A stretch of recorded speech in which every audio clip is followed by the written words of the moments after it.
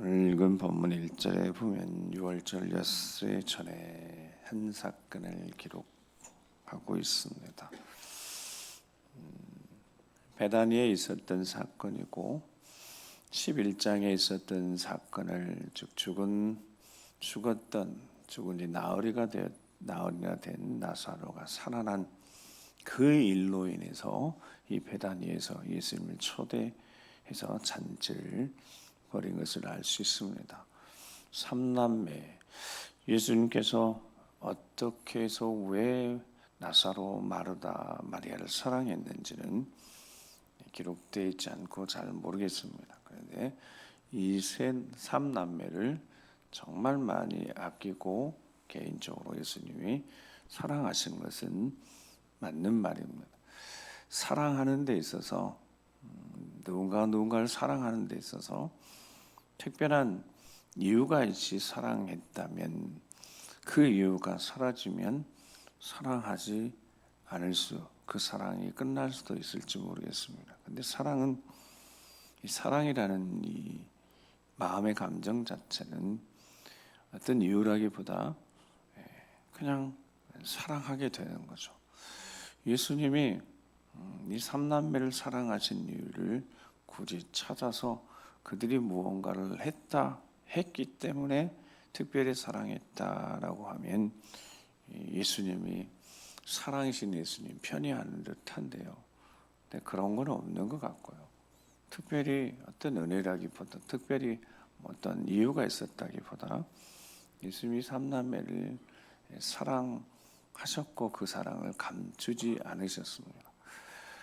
굳이 확인할 수 있다면 누가복음 10장에 보면 우리가 잘 아는 이야기가 나옵니다. 예수님이 베다니의 한 집에 들어가셨는데 그 집이 나사로의 집이었습니다. 그래서 잘 아는 대로 마르다는 예수님 대접하고 싶어서 막 분주한데 마리아는 동생은 예수님 발치한 데서 이렇게 말씀을 듣고 있는 그 장면. 그래서 마르다가 막 분주하니까 손이 부족하니까 속상해서 예수님한테 예수님 내가 이렇게 분주하고 바쁜 거 안 보이십니까? 동생 마리아를 보내주세요. 그래서 나 돕도록 예수님 시장하시니까 빨리 먹을 거 준비해서 드리도록 예수님 마리아 보내주시라고 했을 때 혹시 예수님 뭐라고 하셨는지 기억하십니까? 예수님이 그래 알았다. 얼른 마리아야 너 얼른 가서 언니 도와라. 나 시장하니까 얼른 가서 언니 도와서 음식 준비하도록 해라. 이렇게 하셨을까요? 예수님 어떻게 하셨는지 기억나십니까? 기억 안 나시면 자 누가복음 10장을 가서 앞으로 가서 누가복음 10장 41절 42절 누가복음 10장 41절 42절 말씀 읽겠습니다. 시작. 주께서 대답하여 이르시되 마르다야 마르다야 내가 많은 일로 염려하고 근심하나 몇 가지만 하든지 혹은 한 가지만이라도 족하니라. 마리아는 이 좋은 편을 택하였으니 빼앗기지 아니하리라 하시니라. 아멘. 마르다에게 손이 부족해서 분주하고 막 음식 준비해야 되는데 자기는 이렇게 애쓰고 있는데 가만히 앉아서 말씀만 듣고 있는 마르다가 얄미워서 예수님께 부탁했습니다. 예수님도 그 마음을 아실 터인데 이 상황을 어떻게 정리하셨냐면 마르다에게 마르다야 진정 좀 해봐라. 그 마음 지금 분주하고 이게 올라온 이 화도 잠깐만 참아보고 내가 너무 많은 일로 지금 근심하고 있고 그런데 몇 가지만 하든지 혹은 한 가지만이라도 족한데 바로 동생 마리아는 좋은 편을 택하였다는 겁니다. 주님이 보시기에 수많은 사람들이 거기에 있었겠지만 아마 대부분 사람들은 마르다의 마음을 충분히 이해하고 마르다의 생각과 같았을 겁니다. 마르다가 그 이야기를 했으니까요. 딱 상황을 봐도 예수님이 이 베다니에 있는 자기 집에 오셨는데 마르다가 막 준비하고 있으니까 당연히 동생이 도와야죠. 그래서 예수님 시작하시니까 대접을 해야죠. 대부분 사람들은 다 마르다의 생각에 공감했을 거고, 아, 그래, 예수님이 마리아를 보낼 줄 알았을 겁니다. 가서 얼른 언니 좀 도와주어라. 갈등이란 상황, 뭔가 마음이 불편한 상황을 해소하는 방식.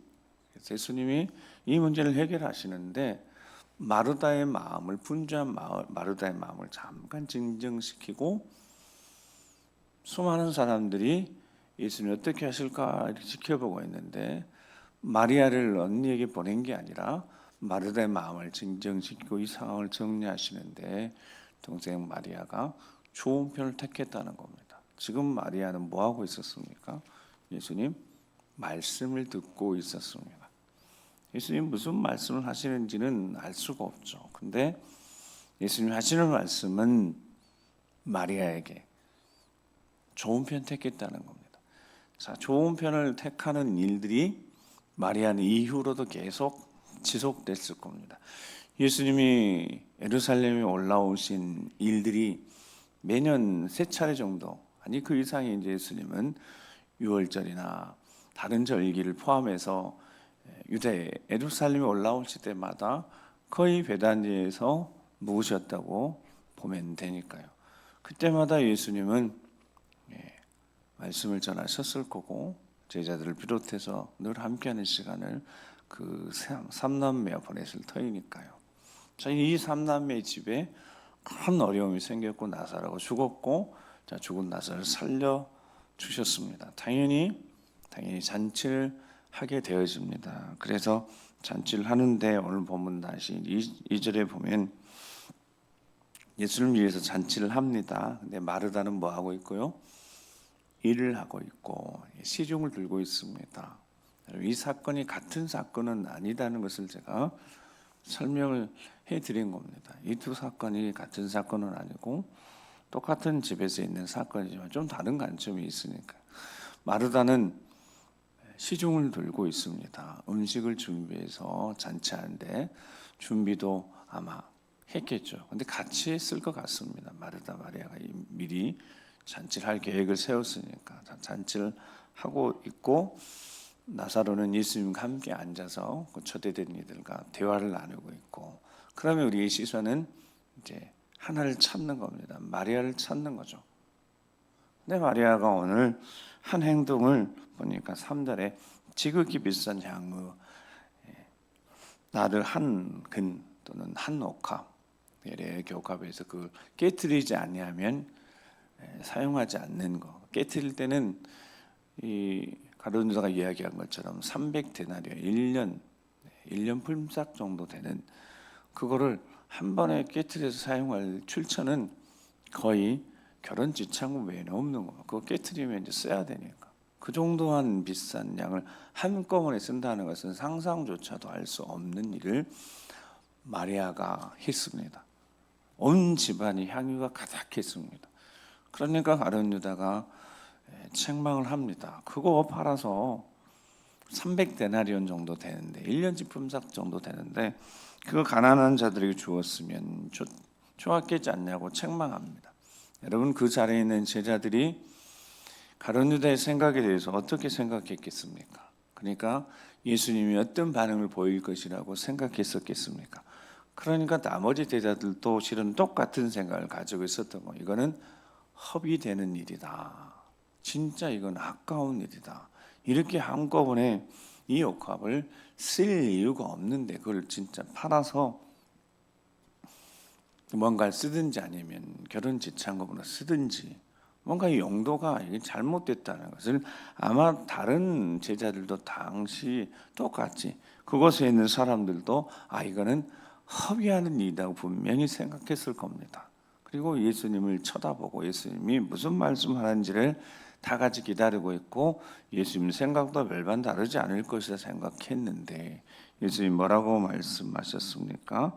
가룟유다 이 이야기 속이야기까지 요한은 쓰고 있습니다. 그가 진짜 가난한 자들 때문에 그런 게 아니라 그가 도둑이고 돈기를 맡았는데 그거 자꾸 조금씩 빼내다 보니까 이 비어 있어서 계산이 안 되니까 이 아까워서 그런 거였는데 겉으로 표현하는 그 표현에 다른 제자들도 다 그냥 똑같이 생각하고 있었다고. 이것은 허비되는 일이라고. 그런데 예수님이 뭐라고 하셨는지 우리 7절 말씀 8절 같이 한번 읽어보겠습니다. 시작.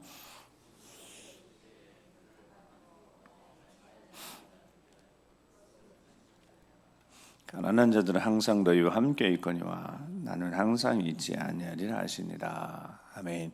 다른 제자들도 정말 가룟 유다의 그 겉으로 표현하는 것처럼 정말 저것을 팔아서 가난한 자들에게 주면 훨씬 더 바람직하고 그것이 옳은 일이겠다라고 생각 다 하고 있었는데 갑자기 예수님이 말리지 말라는 겁니다.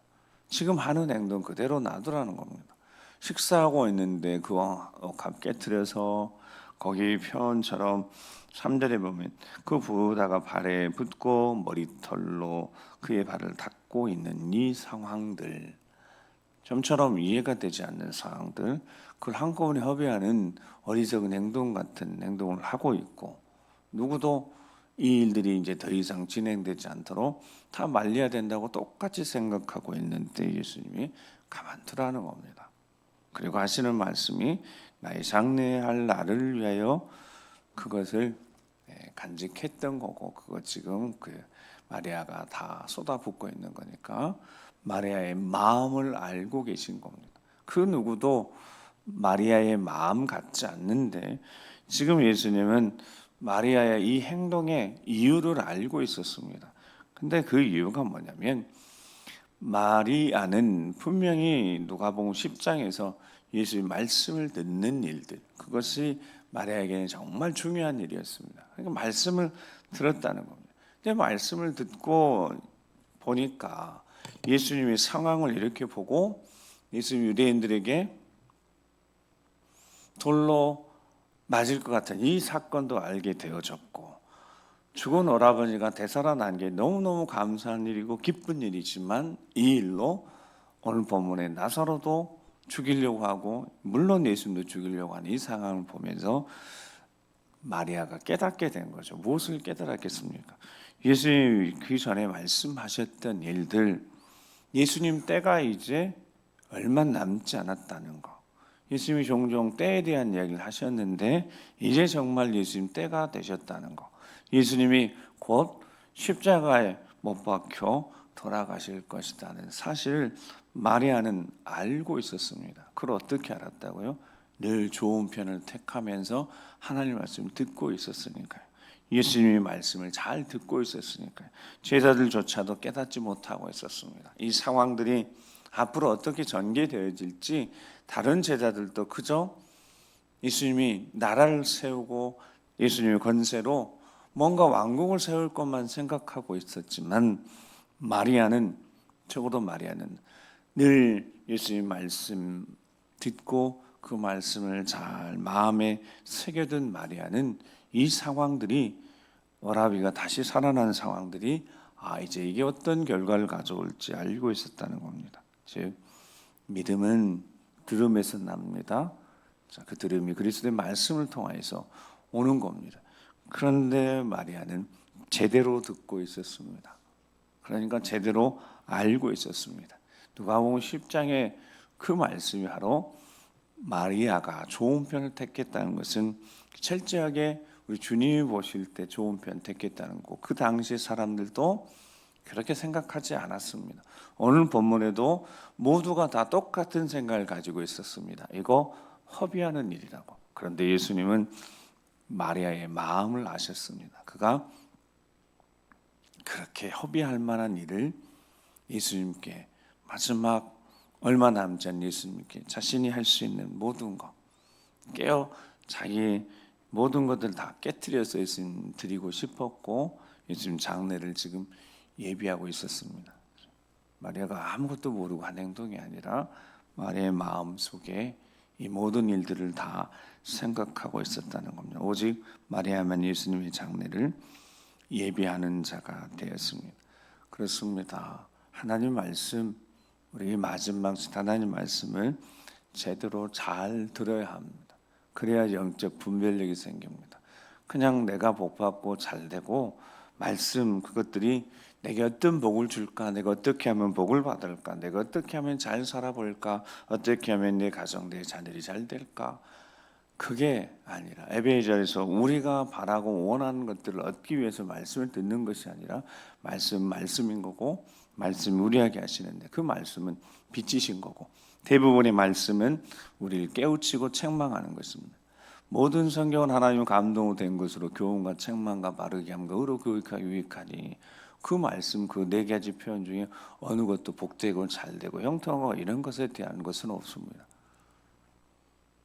하나님 말씀은 흔들어 깨우는 겁니다. 그러니까 마리아 혼자 제대로 영적으로 깨어 있었습니다. 이 시기를 분별할 줄 아는 지혜를 가지고 있었습니다. 그녀가 늘 하나님 말씀을 듣고자 예수님 발치에 앉아서 그런 모습들, 항상 그렇게 말씀을 듣는 그 여에게 하나님이 깨닫게 하신 거 아니겠습니까? 마태복음 13장 9절에 12절 말씀을 보면 씨 벼르는 자의 비유를 말씀하신 다음에 제일 마지막 부분에 귀 있는 자는 들으라 하시니라 그랬습니다. 여러분, 귀가 없는 사람 누가 있겠습니까? 듣지 못하는 사람 외에는, 기능적으로 문제가 있는 사람 외에는 다 들었습니다. 근데 들어도 깨닫지 못합니다. 제대로 알지 못합니다. 제대로 삶을 살아내지 못합니다. 제대로 들어야 되니까.